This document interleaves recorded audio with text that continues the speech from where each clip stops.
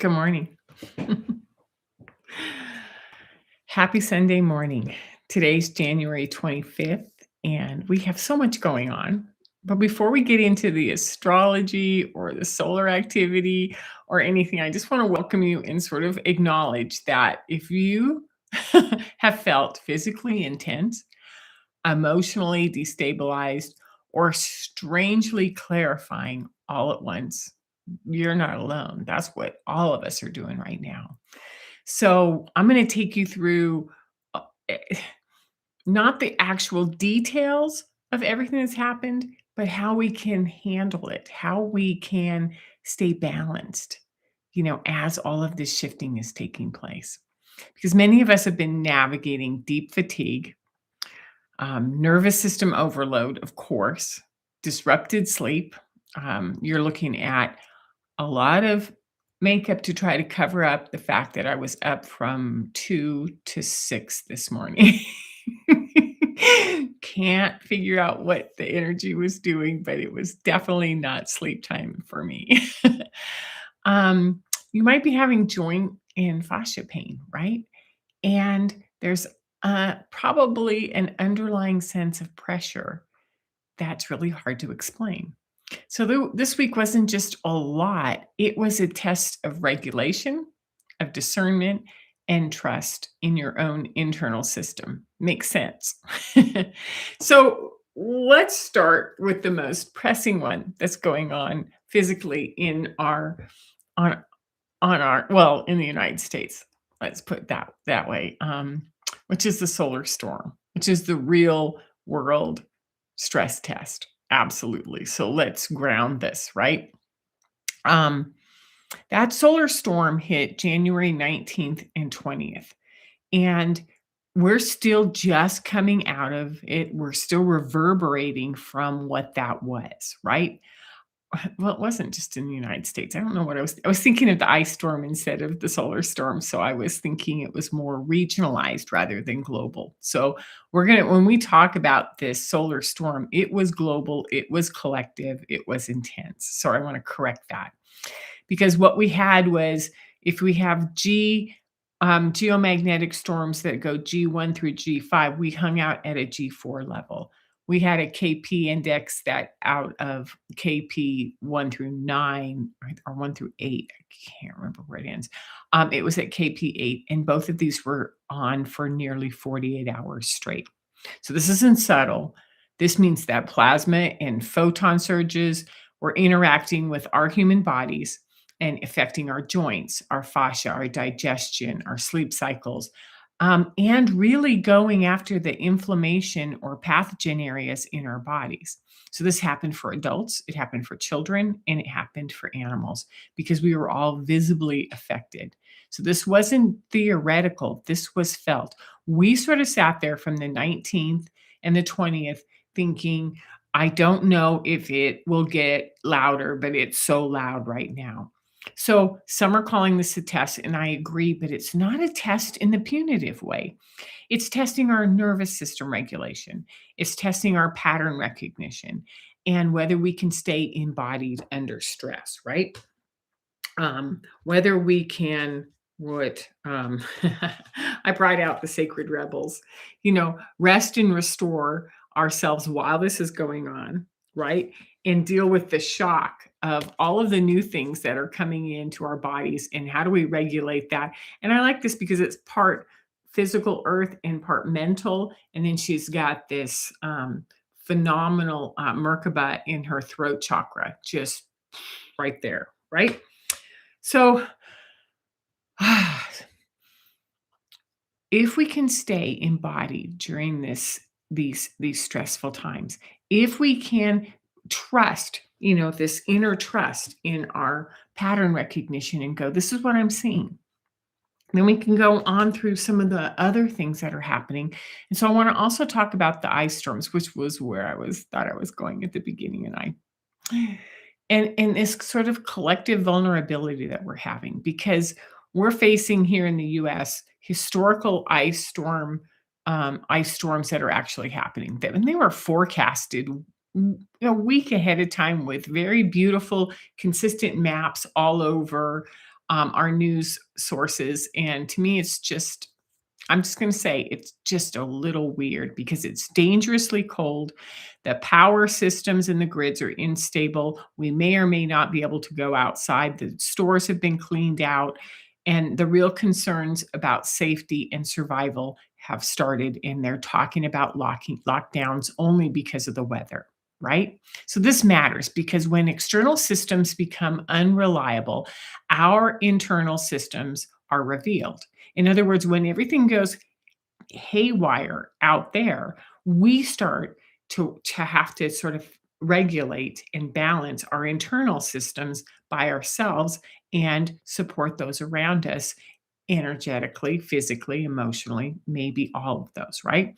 And not everybody has that same capacity right now. So it's important to acknowledge this without judgment. Some people are going to be freaking out, and some people are like, "Oh, I got this."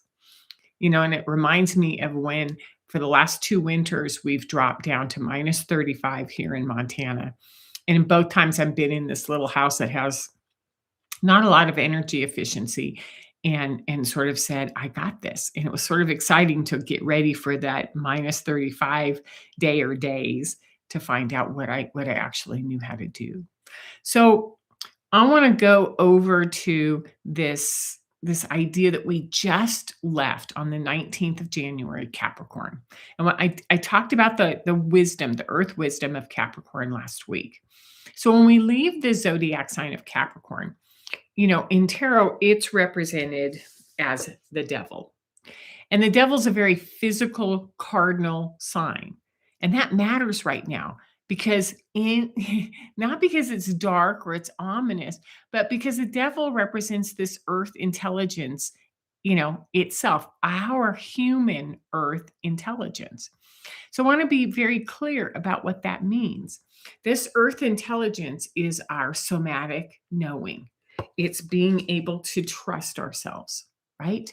It's our instinctual pattern recognition. And what we call witchcraft or magic is now in its original sense. It's starting to come back because it's like I know things, I see things, I feel things. It's not fantasy and it's not superstition. It's a skillful relationship with the unseen laws of the physical world. So this one is rather intense. As you can see, it's the goat. It's very phallic. It's very, DNA and genetic. But when I go over to the devil card in the light seers, what I love about this card is it's very physical. It shows that there's this whole physical earth, new prospect, new idea that's there. And so this is our what is it? Geomagnetic literacy. It's knowing how systems behave because you're in rhythm with them. So it's whether it's the land, it's the weather, it's the cycles, it's the density, it's the consequences. Because the devil is actually saying, I know how the earth speaks to me. I know what the words are. And I would also add what's coming alongside of it is this other card, adjustment. And these 2 cards showed up for me in my last moon phase, and they're back again right now. And I just kept asking, like, how am I going to talk about adjustment and make sure that we put these cards into this video? Because adjustment isn't about emotional processing. It's about atmospheric calibration. It's how we observe everything around us, and we stand on our tippy toes on the tip of this sword. And we're not sorting feelings, we're reading fields. And many of you are noticing this. There's noise everywhere. It's words, decisions, accusations, fears, anxieties, and yet you're calm, centered, balanced. That's not numbness, that's discernment. And this adjustment is like Mott or Libra, the air leadership, the air cardinal sign. So we have both the air cardinal and the earth cardinal, and we have the air and the earth being integrated. So you can see how these are affecting each other because we're weighing signal versus distortion. We are not falling into the distortions. We are reading the signals. We're feeling truth versus reaction. We're feeling the patterns instead of panicking. And here's the most important marker that I'm seeing is that when we are calm, while others are losing our footing, their footing, like we are becoming these these grounded, embodied, wise ones, and we are there to sort of provide a frequency and energetic anchoring and stabilization because you're not trying to convince, you're not trying to prove, you're simply knowing and demonstrating. So the devil card says, I know how Earth speaks to me. An adjustment, which is, it is the Libra in the thought deck, is I know how to stay balanced while the field reorganizes, right? That's the shift we're in. I know how to stay balanced when the field reorganizes. And that's important because we are now tomorrow. We talked about this for months. January 26th is tomorrow. This is when Neptune leaves Pisces. And it's the end of all of these 14 years journey through Pisces, closing a 165-year cycle and starting anew in Aries. So it goes around. So Neptune starts to go around the zodiac again. And this is huge because Pisces dissolves boundaries. It's spiritual. It dissolves your spiritual identity, who you thought you were, who you wanted to be, and then gets right down to the core. It goes after our belief systems. It identifies our projections.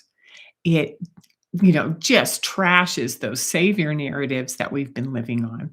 And the idea that meaning comes from outside of ourselves. So when Neptune was in Pisces for the last 14 years, it was really important to know where you were outsourcing your knowing to. Were you giving your authority to leaders, to books, to education systems, to doctors? Don't get me going, right? Because now that Neptune is preparing to go into Aries, it's the sign of the first breath of identity, of self-definition. So if Pisces was, oh, we're just all one, we're in on this, then Aries is like, so who are you specifically? And inside that oneness, like, yes, you can be part of the collective, but who are you inside? What is your own individual identity? And many people are feeling disoriented because the old ways of accessing meaning is no longer working. Rituals feel empty. You felt this, it took me a long time to readjust in the last 4 months, my moon spreads, to find something that had meaning to me. Mantras aren't landing. Spiritual language isn't soothing the nervous system. And it's not a loss of faith. It's the end of projection. So when Neptune is leaving Pisces, that projection is just dismantling. It's probably the best way to put it.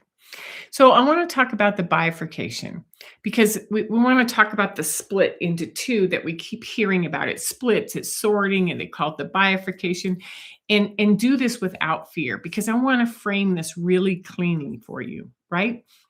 This isn't about good or bad, that bad are going to go this way, good are going to go that way. It's not about belief system, and it's not about spiritual hierarchy.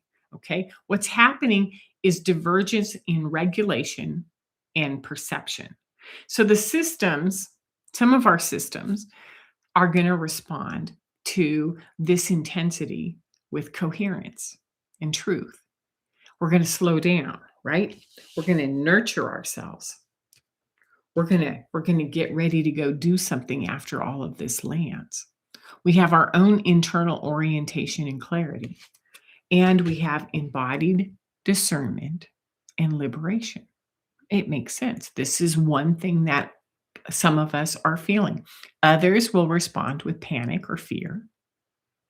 They will continue to feed the projection, the manipulation, or the distortions. They will need compulsive explanation, staying in their head, trying to control the physical external world. And they will look for external authority, people, places, and things. They are seeking external guidance.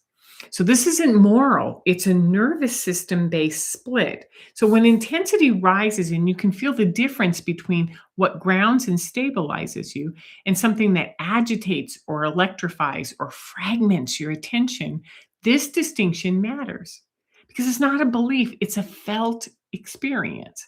So that's what we've been doing and nurturing and building is managing our nervous system and really understanding our felt experiences. So discerning the truth and the true signals we're picking up versus the mimic is also a really important part. And if you were part of my Patreon last week, we talked about mirror and mimic. And we don't need to go into the complex metaphysical frameworks to discern what's real. What we need is somatic feedback, where the true signals that come into us when we are in our inner truth and when we are actually listening for the truth, when our body, you can see my reflection in the light, sorry about that, when our bodies are actually listening as much as they can, right, then we are internally coherent, we are warm, we are grounded, we are steady, and calm, even when the information is challenging, even when the astrology's like all piled up and really intense, even when there are ice storms, when there are threats of war and economic challenges, because the distorted or mimicked signals are going to feel really buzzy to you. They're going to feel externally driven. They're going to feel like there's an urgency on them. They're going to feel like there's mental looping and it's destabilizing. So, this is not about being right, it's about what restores coherence to your body. What do you do to get yourself back in balance? This is what adjustment looks like in action, right? So I have 6 permissions for you. And before I go to those, I want to just plug yet again that I have this Patreon channel site. You can go on as a free member and read all of the posts that we put on there to sort of like this is what Pam Youngins is saying. This is what Zachary Fisher's. This is what Alexander Quinn. And we start to build a context of who's leading and who's sharing information. And then we also have a Tuesday discussion group, and that is a membership fee of $11 a month. And we meet every Tuesday at 5 p.m. Mountain Standard Time, and the group is fun. And we explore all of these concepts and we sort of toss the ideas around and play with them. So if that's something that you're interested in looking into, then go down into the description below because that's where you can get the link over. And would love to see you in Tuesdays. Okay, so let's go to the permissions. So the first permission is that you're allowed to trust your body before the charts catch up. So if you can feel something like last night, I had to just go, I don't know what's going on, but evidently I'm going to be awake for a few hours, right? So I have to trust my body before I can check out what was the energy doing last night or sort of catches up. What's the Schumann doing? What's this? And I might not even be able to feel it because my own sensation is data. So by trusting my body before I can read anything means that I am, well, do I have one? I guess I would do this one. She feels and she knows. Is that I'm trusting my body. I'm trusting my body first. So the second thing is that you don't need to interpret everything. Orientation, our ability to sort of look around and adjust, right? And go, there's something going on, is paramount before any explanation can be created. We have to be able to have a context of what we felt and what we know. So the permission is you don't need to interpret everything. Don't go up into your head. Drop it down into the what am I feeling? Because once I feel, then I know. But I got to feel first, right? You don't have to interpret it. Okay, number 3. And I had these cards out for reasons, right? Is that rest is not weakness, it's recalibration. especially after the sustained intensity that we just had. So it does make sense that maybe this weekend has been a couch weekend. And unfortunately, if you're in the South or the Southwest, in the United States, and it means that it's not really exactly peaceful unless you are secure inside, warm, and you feel safe, right? So rest is not weakness, it's recalibration. Number four, the fear responses don't mean failure. They don't mean failure at all. If we have a fear response, it means that something has exceeded my capacity and needs to be integrated. So if I feel fear, it's more like a tingle or a message that says, "Oh, this is really a lot bigger than I thought I could handle, and I'm going to work with it." Right? So fear, give yourself permission to feel the fear. Don't go like, "No, I'm never going to feel that. No, I don't want to live in fear anymore." What you want to do is you want to say, "When I feel fear, there's something that is happening, and I'm going to find out where I'm tipping, where I'm really overloaded or overwhelmed." Number five, discernment is not judgment. If you are discerning, it's our perception of self trust.